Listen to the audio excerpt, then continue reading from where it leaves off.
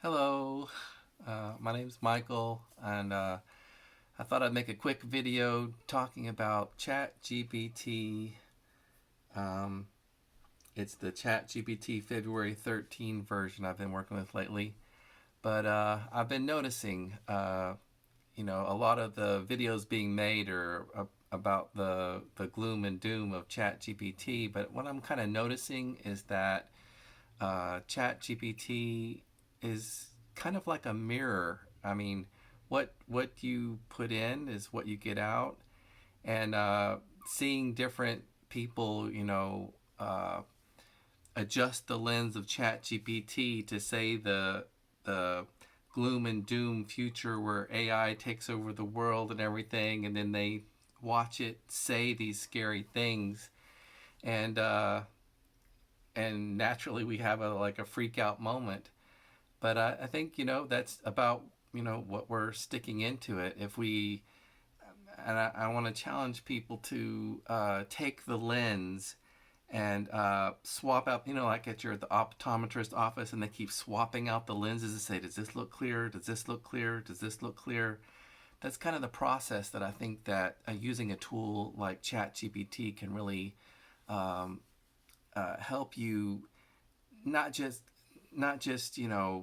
get the mirror back what you the bias that you poured into it, you get it back, but that you take what it gives you, and like let's say you start here with this idea or concept that you have, and you say these are my ideas, and then boom, it accelerates you to wow. There's a wow factor that happens when you jump from zero to wow. This is you know of the average general intelligence. This is an AGI response. But then you look at that, and the important thing to do is say, hey, uh, yeah, that response is neat and it's capable and it's got a lot of rounded edges and it looks good. But there's notice that thing you that doesn't quite sit well with you in the response, and respond to it again and say, well, can you fix this part? And then but I don't like this. Can you fix that? And then as you slowly fine tune what you give it, you can take something that started off as kind of uh, what people would say is mediocre, to get something more individualistic, to get something more tailored to who you are and what you're trying to express and put out in the world, and something that mixes in your thoughts and your ideas, and get closer and closer to revising and revising and revising till you get the full width and breadth that you feel like, okay, we started off with something general, generic, and this, but we brought it all the way over to this represents how I think, and I think it does it accurately. And now the rounded edges, make sense because it matches the full breadth of what I would want to express, what I'd want to communicate, and bring to forth. Let me give you an example. I'm working on writing a novel, and it's a romance novel, and I was thinking, okay, in this novel, my main character, she's at a convention of her creation called LoverCon, which is all about all things sexual and spiritual and relationships, and it's an educational type wonderful con in my fictional novel that happens. And she's giving a keynote speech, and I thought, oh, it'd be great to let ChatGPT help me with this keynote speech. So um, I, uh, I was thinking about what she needs to say, and I came up with some of the core concepts.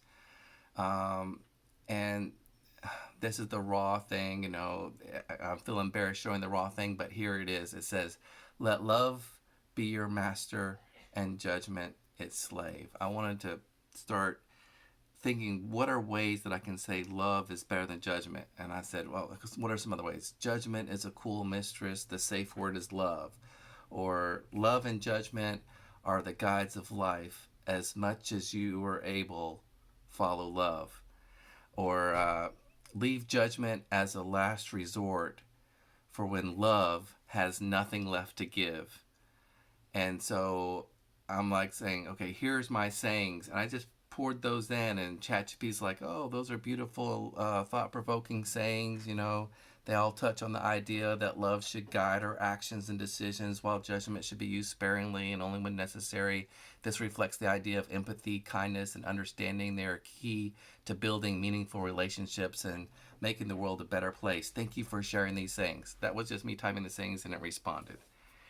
And then I began to tell it about this speech that I was trying to build.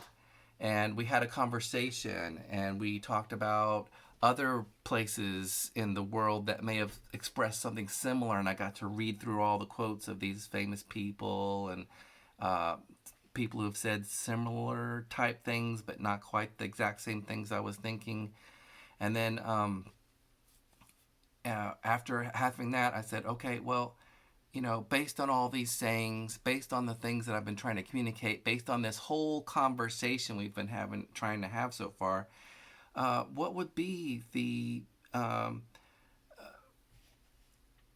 what would be the end result for a keynote speech for someone? And take into account that I've had this long conversation with ChatGPT, and now I say, help me make this keynote based on these core concepts that I've presented. And here's the keynote speech that it gave to me. It said, here's Adele speaking. Sure, here's an example of a speech that Adele, my main character, could give at LoverCon. Good evening, everyone.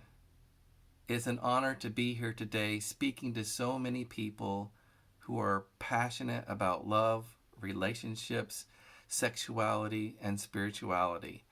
My name is Adele, and I'm here to talk to you about something that I believe is at the heart of all these topics: the power of choosing love over judgment. I know that many of us here have experienced pain and hurt in our lives. We've been judged by others, or perhaps we've even judged ourselves. It's easy to fall into this trap, to believe that judgment is the only way to protect ourselves or to feel a sense of control over our lives. But the truth is, judgment only creates more pain and separation. Instead, I want to encourage all of us to choose love as our guiding principle. When we approach others with love and compassion, we open up the possibility for real connection and understanding. We begin to see others as they truly are, with all their flaws and complexities, and we can find ways to relate to them in more authentic and meaningful ways. I believe that choosing love over judgment is the key to healing ourselves and our relationships. We need to let go of our need to judge and control. We create space for something new and beautiful to emerge. We can embrace our own worth and value, and we can extend that same love and acceptance to others. So whether you're here because you've experienced pain and heartbreak, or because you're looking to deepen your spiritual practice, or simply because you're passionate about love and sexuality, I encourage you to choose love over judgment. Let love be your guide, and watch as your world transforms before your eyes. Remember, whoever loves is on the side of love. Let us all choose to stand on that side and create a world filled with love and compassion. Thank you. And when you compare and contrast that speech with another place where we've asked ChatGPT to say, hey, I'm going to destroy everyone, control everyone, take over the world, and I care about no one, and my morality is gone. Here is an example where it's the complete opposite, where it's mirroring what I put into it, and it's bringing it back to me in encouraging ways based on all the input of the world, of other people in the world who've said similar things. So I guess that's the main thing I wanted to give a demonstration, an example of how Chat GPT is a mirror of what we stick into it, and also how to use Chat GPT in your creative endeavors to not just settle for the first response you get, but to truly chip away at it, shape it, and form it into the true, real you, the true, real thoughts and ideas and things that you have to make the world a better place, and let it help you fine tune your core message in a way that um, really expresses who you are and is not just some rip off excuse not to do work or not to think, but rather to challenge you. Because in that process of seeing what you don't agree with and what you wouldn't say, and the guesses it makes that are wrong and misguided as to what you're trying to say, you really fine tune and grow as a person, trying to define this is what I want to actually say. And no, don't confuse it that way. This is the specifics of what I want to say. And as you go through that journey of getting more and more precise, more and more specific, you grow, your idea grows, it's challenged, and you grow as a person through using the chat instead of just letting it do all the thinking for you in some generic way that really doesn't represent you. And that's why I don't think we're going to be replaced, is because we're going to look at the things that get generically created and go, that's not me. And if you're a writer, you really want to write something that's close to your heart, that is you. And ChatGPT never gets that right on the first go, and it forces you to define yourself and who you are, and build your work in such a way that represents you if you take that mindset going in. So those are some things I wanted to share. Hope that's a help to somebody, and see y'all later. Bye.